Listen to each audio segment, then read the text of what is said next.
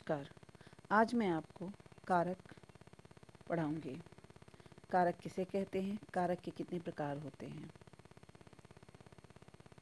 कारक जो शब्द वाक्य में प्रयुक्त संज्ञा या सर्वनाम शब्दों का संबंध आपस में जोड़ते हैं उन्हें कारक कहते हैं। संज्ञा या सर्वनाम का संबंध जोड़ने वाले शब्द कारक कहलाते हैं। कारक के ये चिन्ह परसर्ग या विभक्ति चिन्ह कहलाते हैं। कारक के 8 भेद होते हैं। कर्ता कारक, कर्म कारक, करण कारक, संप्रदान कारक, आपादान कारक, संबंध कारक, अधिकरण कारक, संबोधन। कर्ता कारक क्रिया को करने वाला कर्ता कारक कहलाता है। कर्ता कारक की विभक्ति का चिन्ह ने है। जो जिस काम को करेगा वही कर्ता कारक कहलाएगा। जैसे पुलकित ने पत्र लिखा, तो किसने पत्र लिखा? पुलकित ने। तो यहाँ कर्ता कारक पुलकित हुआ और विभक्ति चिन्ह ने। कर्म कारक जिस शब्द पर कर्ता के क्रिया का फल पड़े उसे कर्म कारक कहते हैं। कर्म कारक की विभक्ति का चिन्ह है को। जैसे माँ बच्चे को पढ़ा रही है, तो माँ किसको पढ़ा रही है? बच्चे को। तो यहाँ बच्चे को कर्म कारक हुआ। करण कारक जिस साधन द्वारा या जिसकी सहायता से कार्य को पूरा किया जा सके उसे करण कारक कहते हैं। करण कारक की विभक्ति का चिन्ह से या के द्वारा है। जैसे काव्या पेंसिल से लिख रही है, तो काव्या किससे लिख रही है? पेंसिल से। तो हम जिस साधन के सहायता से कोई कार्य को पूरा करते हैं वो करण कारक कहलाता है। संप्रदान कारक जिसके लिए क्रिया की जाती है वह संप्रदान कारक कहलाता है। संप्रदान कारक का विभक्ति चिन्ह को या के लिए होता है।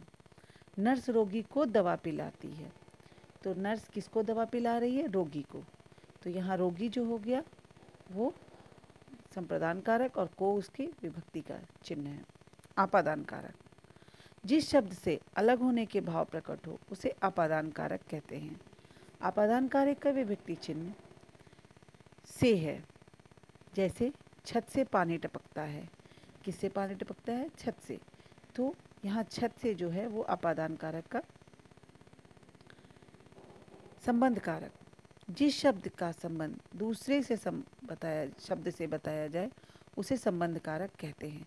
जब एक शब्द का संबंध दूसरे शब्द के संबंध से बताया जाता है तो उसे हम संबंध कारक कहते हैं। संबंध कारक की विभक्ति का चिन्ह का, के, की और सर्वनाम में रा, रे, री है। जैसे अभिनव की पुस्तक मिल गई, तो हमें किसकी पुस्तक मिली? अभिनव की। तो यहाँ अभिनव की जो है वो संबंध कारक है और इसकी विभक्ति का चिन्ह की है।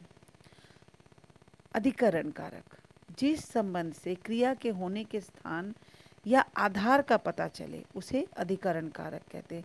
हमें जो भी काम हो रहा है उसके स्थान या आधार का पता चलने पर वो अधिकरण कारक हो जाएगा। अधिकरण कारक की विभक्ति का चिन्ह में या पर है। जैसे मेले में बहुत भीड़ थी। कहाँ भीड़ थी? मेले में। छत पर कपड़े सूख रहे हैं। कपड़े कहाँ सूख रहे हैं? छत पर। तो ये अधिकरण कारक कहलाएंगे। संबोधन कारक किसी को पुकारने या संबोधित करने के लिए जिस शब्द का प्रयोग किया जाए उसे संबोधन कारक कहते हैं। जब हम किसी को पुकारते हैं या किसी को संबोधित करते हैं तो वो जिस शब्द का हम प्रयोग करते हैं वो शब्द संबोधन कारक कहलाता है। संबोधन कारक का विभक्ति चिन्ह हे, अरे, हो आदि है। जैसे अरे मोहन मेरी बात सुनो, हे भगवान। ये शब्द का प्रयोग जब हम कर रहे हैं इन शब्दों को संबोधन कारक के परसर्ग या विभक्ति चिन्ह कहते हैं। धन्यवाद।